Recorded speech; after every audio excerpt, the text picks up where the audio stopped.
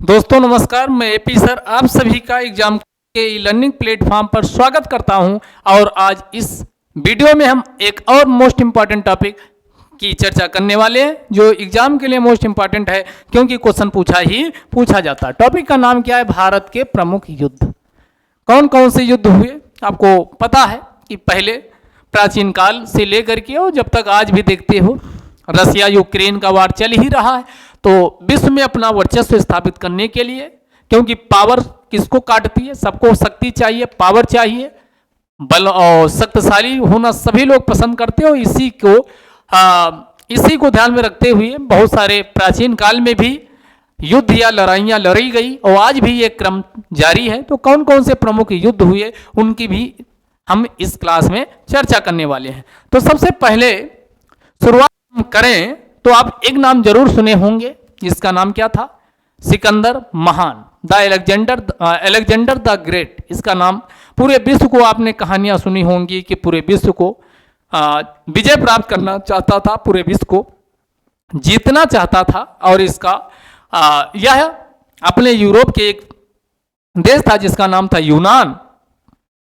यूनान से चलता है पूरे विश्व को जीतने के लिए अपनी सेना उना लेकर के, और फिर इसका भारत पहुंचता है। जब भारत पहुंचता है तो यहाँ पर इस समय जो राजा था जिसका आप नाम सुने होंगे, जरूर सुने होंगे, पोरस या इसी राजा पुरु। कौन था? राजा पुरु। इसी को पोरस के नाम से जाना जाता है। ये बात कब की है? तो बात है 326 ईस्वी की, 326 बीसी की। अभी ईस्वी नहीं चालू हुआ है, 326 बीसी की। बीसी का मतलब हुआ कि जब ईसा मसीह का जन्म हुआ उससे पहले 326 वर्ष पहले जाइए।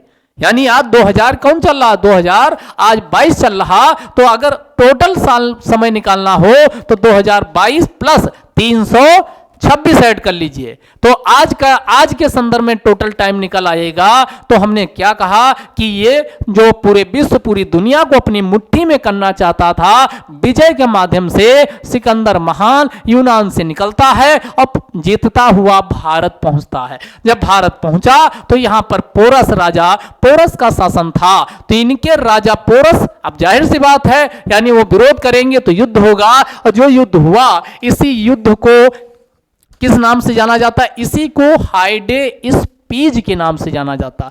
हाइडे स्पीज का युद्ध के नाम से जाना जाता है। तो हाइडे स्पीज का युद्ध पूछे तो 326 ईस्वी नहीं, गलती मत करिएगा, बीसी में ये युद्ध हुआ। और किसके बीच हुआ? महान, जो अपने आप को महान कहता था, पूरे विश्व पे शासन करना चाहता सिकंदर, और भारत में राजा पुरु के बीच में युद्ध होता है। आगे चल करके अगला इंपॉर्टेंट है कलिंग का युद्ध। कलिंग आपने एक और सुना होगा कि अशोक पहले बहुत ज्यादा खून खराबा करता था, युद्ध में हिंसा का प्रयोग करने से नहीं बचता था। और अपना अशोक महान ऐसे नहीं हुआ, बहुत सारा साम्राज्य अपना साम्राज्य दूसरे विदेशी आक्रांता जो आते थे उससे सुरक्षित रखा।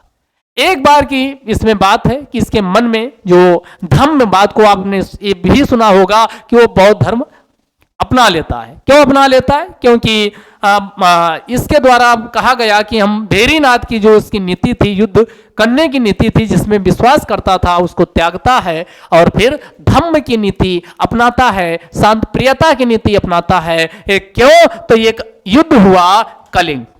कलिंग किसे कहा जाता था? तो ये आप भारत बना लीजिए, एक पश्चिम बंगाल हो गया, पश्चिम बंगाल के नीचे आए तो उड़ीसा। ये क्या है? उड़ीसा। इसी उड़ीसा को प्राचीन काल में किस नाम से जाना जाता था? इसी को कलिंग के नाम से जाना जाता था। इसी को किस नाम से जाना जाता था? इसी को कलिंग के नाम से जाना जाता था। यहां का राजा इस समय हुआ करता था जिसका नाम था खारवेल। क्या नाम था? खारवेल। राजा खारवेल। और हाथी गुम्फा अभिलेख भी आपने सुना होगा, हाथी गुम्फा, इसी खारवेल से संबंध है, राजा खारवेल से संबंध है। तो कलिंग का युद्ध इसी कौन? राजा खारवेल और अशोक के बीच होता है। और ये कब होता है? 261 बीसी। कब होता है? 261 बीसी। तो ये दो युद्ध आपके हो गए, एक हो गया हाइडे स्पीच का युद्ध और दूसरा हो गया कलिंग। तो हाइडे स्पीच का युद्ध 326 ईस्वी में राजा पुरु और सिकंदर के बीच हुआ। दूसरा कलिंग का युद्ध हुआ 261 बीसी में, 261 बीसी में, और एक खारवेल, इसमें राजा खारवेल हारता है, और हारते नहीं है, इसकी बहुत सारी यानी सेना व जनता मौत के घाट उतर जाती है। इतना खून खराबा होता है कि अशोक का हृदय परिवर्तित हो जाता, और यहीं से फिर युद्ध की नीति को त्याग देता। भेरीनाथ की नीति को त्याग करके धर्म की नीति पर अशोक आगे बढ़ता है। तो ये दो अब तक आपको ये क्लियर हो चुके होंगे। अगला फिर है, आगे हम प्रमुख युद्धों में हम बात करें तो आगे चल करके एक युद्ध हुआ सिंध।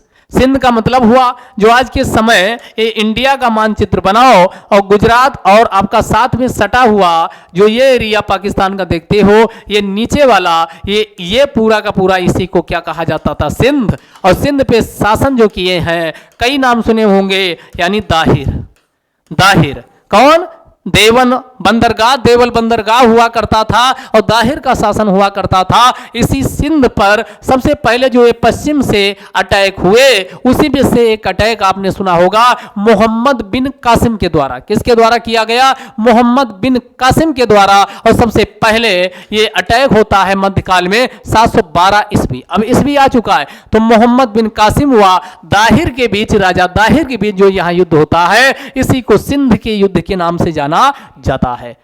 सिंध के युद्ध के नाम से जाना जाता। तो पूछेगा कब हुआ, तो 712 ईस्वी में हुआ। किन के बीच हुआ, मोहम्मद बिन कासिम हुआ, राजा दाहिर के बीच ये युद्ध होता है। अगला है फिर आपका एक चीज और यहां समझ लीजिए।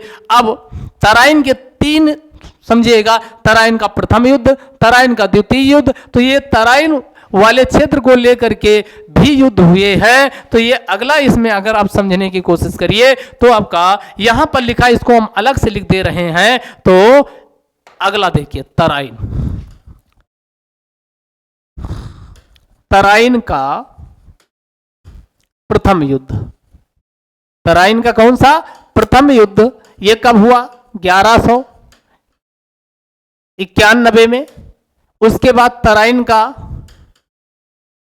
तराइन का सेकंड द्वितीय युद्ध, तराइन का द्वितीय युद्ध। और तराइन का यह द्वितीय युद्ध कब हुआ, 1192 में। इसके बाद फिर अगला कौन सा युद्ध होता है,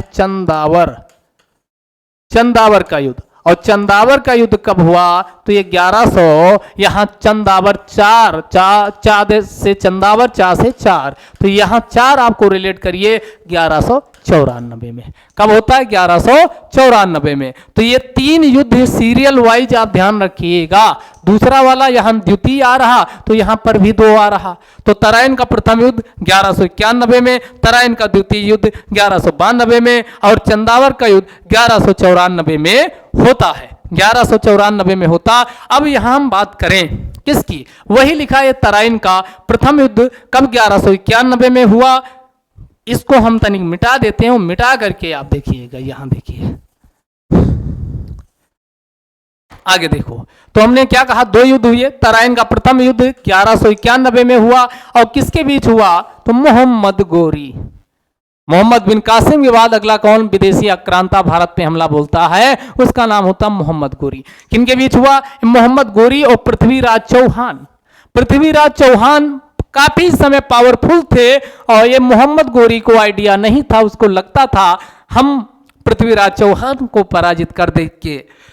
लेकिन इस युद्ध में कौन जीतते हैं, जो प्रथम युद्ध हुआ, पृथ्वीराज चौहान ने मोहम्मद गोरी को बुरी तरीके से, यानी क्या, युद्ध में पराजित किया, युद्ध के मैदान में पराजित कर दिया। अब मोहम्मद गोरी को लग गया कि ऐसे भारत में युद्ध को जीतना आसान नहीं, वहां 1 साल का समय लेता है, इतनी तैयारी करता, अपनी कमियों को दूर करता है, और एक बार फिर से तराइन के द्वितीय युद्ध के नाम से फिर से युद्ध में कूदता है। और इस बार चूंकि अब यही है कि एक बार आप ऊंचाई पे पहुंच जाते हो तो उसको मेंटेन रख पाना बहुत कठिन काम होता। वही मोहम्मद यहाँ पृथ्वीराज चौहान को लगा कि अब हम तो जीत गए हैं, हम अपनी सेना ये उतना मजबूत नहीं कर पाए, तो पृथ्वीराज चौहान ये तराइन के द्वितीय युद्ध में हारते हैं। तो ये मोहम्मद गोरी और पृथ्वीराज चौहान के बीच द्वितीय युद्ध भी हुआ, जिसमें कौन युद्ध हारे, तो याद रखें पृथ्वीराज चौहान युद्ध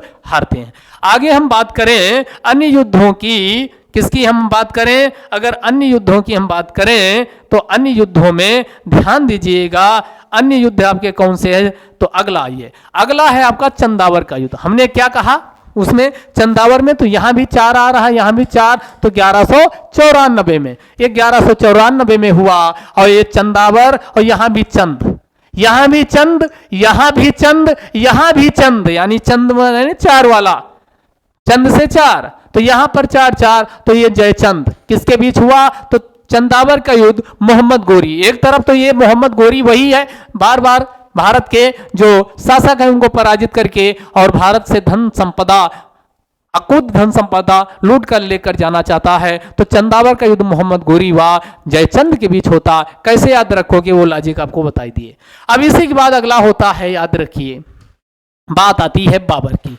अब बाबर भारत पर युद्ध करे, यानी हमला बोलेगा, और इसके द्वारा जो युद्ध किए गए ये बाबर के इंपॉर्टेंट है, क्योंकि बाबर के द्वारा भारत से केवल धन संपदा ही नहीं लूटा गया, बल्कि यहां पर एक वंश, बाबर वंश के नाम से एक नया वंश यहां पर भारत में डाला जाता है। तो इसके द्वारा जो युद्ध हुए उनमें से तराइन का प्रथम युद्ध, सॉरी पानीपत, पानीपत कहां है, हरियाणा आज के समय देखोगे, तो पानीपत का प्रथम युद्ध ये 1526 में हुआ। किनके बीच हुआ, बाबर और इब्राहिम लोदी।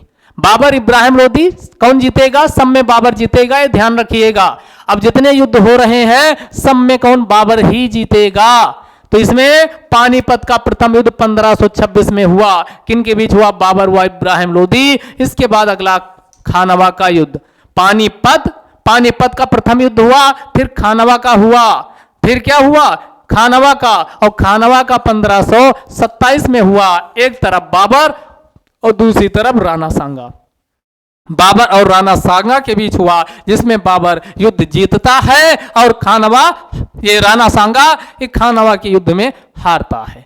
इसके बाद फिर कौन, चंदेरी का युद्ध इसी के बाद 1528 में हुआ, चंदेरी का युद्ध, और ये भी बाबर और किसके बीच हुआ, मेदिनी राय, बाबर और मेदिनी राय के बीच होता है। तो ये आपका सीरियल वाइज है, कौन कौन, 1526, 27, 28, 3 युद्ध का आप कैसे लॉजिक याद करोगे, कौन पहले हुआ कौन बाद में, क्योंकि एग्जाम में कंफ्यूजन बहुत ज्यादा होती है। तो जब भी आपके यहाँ कोई रिश्तेदार, कोई यार दोस्त आता है तो उसको क्या खाना ला करके सीधे देना पसंद करते हो, नहीं, उसको पानी वानी पिलाते हो, शरबत या चाय, आज के समय चाय पिलाई जाती है, तो उसको पहले पिलाया जाता है, कुछ ना कुछ आपका क्या पानी वानी पी ले, तो पानी सबसे पहले पानी पिलाते हो, फिर खानवा से खाना, फिर आप कहते हो चलो भाई खाना खा लिया जाए, खाना खा लेते हैं, तो पहले पानी, तो आपका याद हुआ कि नहीं हुआ, यानी पानीपत वाला पहले 1526, फिर खानवा वाला उसी के बाद आएगा 1527,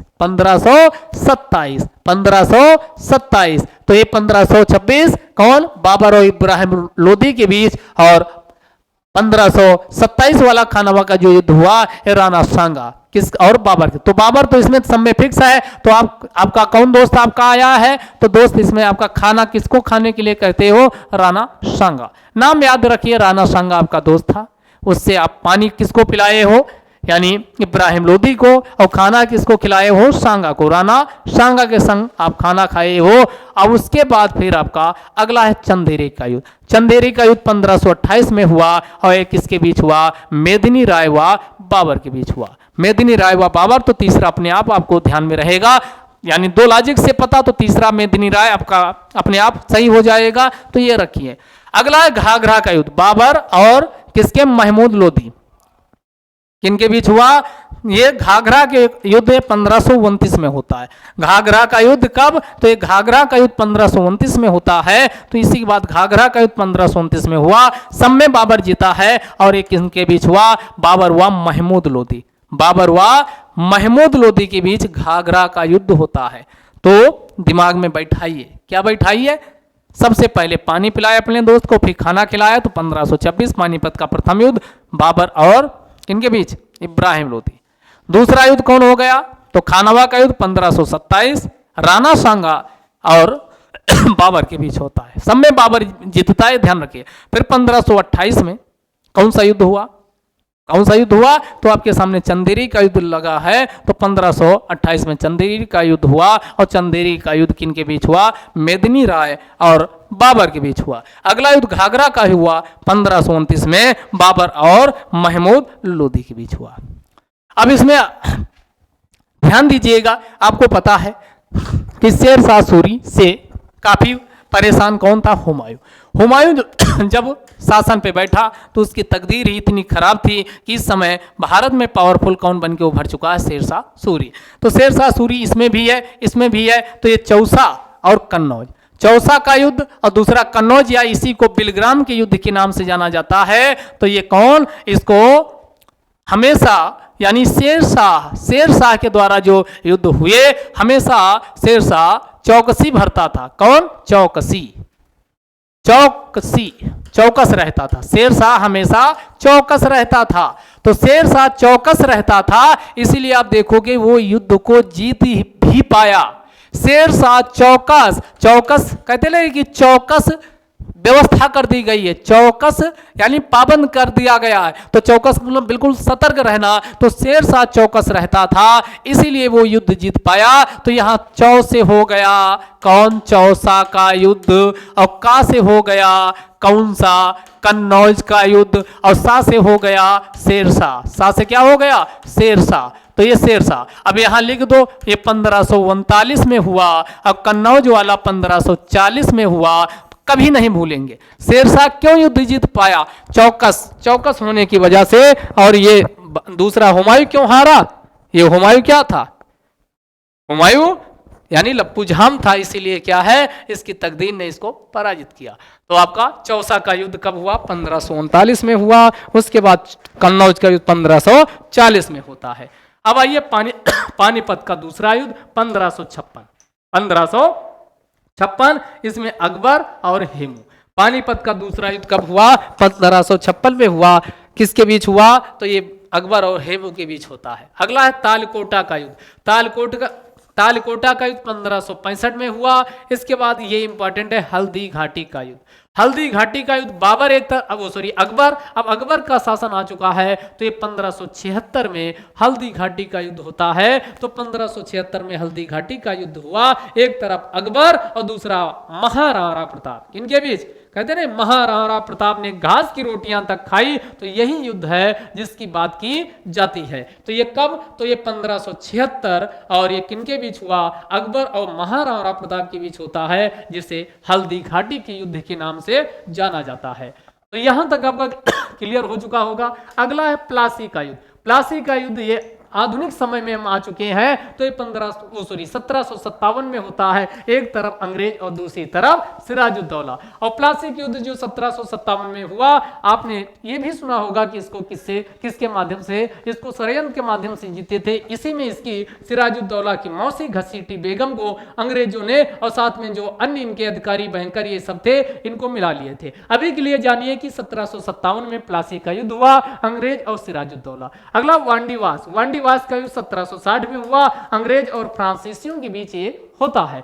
उसके बाद यहीं से फ्रांसीसियों की लुटिया डूब जाती है और यहां से बोरिया बिस्तर इनका बंद जाता है। अगला है पानीपत का तीसरा युद्ध। पानीपत के 3 युद्ध हुए, 1526, 1556 और 1761। पानीपत का तीसरा युद्ध अहमद शाह अब्दाली और मराठों के बीच हुआ। किनके बीच हुआ? मराठों के बीच होता है। इसके बाद फिर होता है बक्सर का युद्ध 1764। ये अंग्रेज और इसमें कौन? तो इसमें 3 यहीं से ये हारने के बाद अंग्रेजों के लिए पूरे भारत को पाने के द्वार खुल जाते हैं, सिवाय ना कुछ यानी खोने की। तो इसमें कौन? सिराजुद्दौला, मीर कासिम और कौन? शाह आलम द्वितीय। मुगल सम्राट इस समय शाह आलम द्वितीय होता है। और सुजाउद्दौला ये कहाँ का होता है? ये अवध का नवाब होता है। और ये आपका मीर कासिम कहाँ? ये होता है बंगाल का।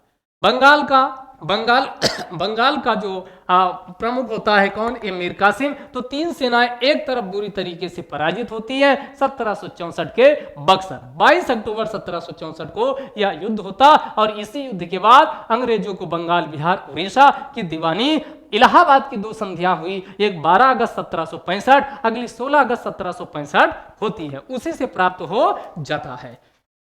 क्लियर हुआ। अब इसमें अगला है, अंग्रेजों के द्वारा भारत में मैसूर पर कब्जा करने के लिए 4 युद्ध, यानी कितने 4, ये क्या लिख दिए चतुर्थांग, ये गलत है, यहाँ चतुर्थ आंग्ल, 1 मिनट, मराठा की जगह ये क्या होना चाहिए मैसूर।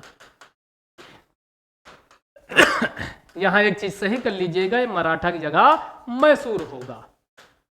1 2 नहीं बल्कि 4 आंग्ल मैसूर युद्ध हुए। इनमें पहला कौन हुआ, 1767 से 69 के बीच हुआ, दूसरा 80 से 84 के बीच हुआ, तीसरा 1790 से 92 के बीच हुआ, और अगला 1799 में हुआ।